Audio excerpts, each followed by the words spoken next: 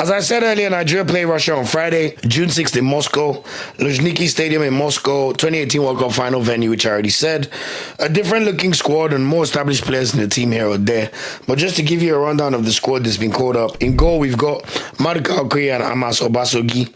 So lovely to see Maduka Okoye will finally get another cap for the Nigeria team. Defenders, the captain, Trustekong, comes back in.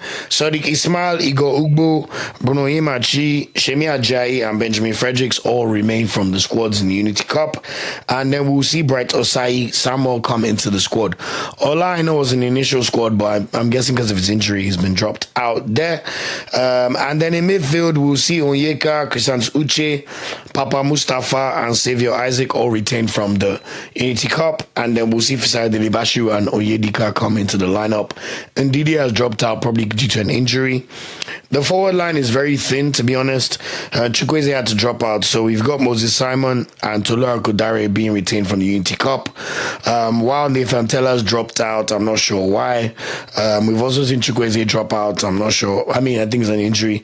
Victor Boniface will be drafted into the squad, and also this Olusegun Olakole winger, which I mentioned. The one time Nigeria should have more forwards, they only have 4. Out of these 4, we can see 2 wingers, and one of them, Olusegun Olakole, we know he doesn't necessarily deserve a place in the squad, but now so we see him, sure. Any team Super Eagles make, we just accept and they face front.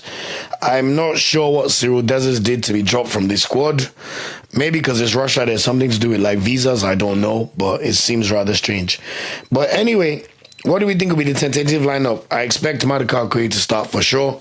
I think Bright Osai Samuel will come in as right back over Sadiq Ismail. The captain, Trustekong, will definitely start, and I think he'll be partnered by Igor Ugbo. Although they may go for Semi Ajayi because he has more experience, but I think Ugbo is the better centre-back, to be honest. Onyemachi will definitely continue at left-back because for some reason Felix Agu is not in this squad. In the middle of the park, we should see Onyedika and Frank Onyeka in the midfield. I thought Frank Onyeka was pretty solid, and Onyedika is who I think is going to take us where we need to go to as a central midfield over the next 5-6 years.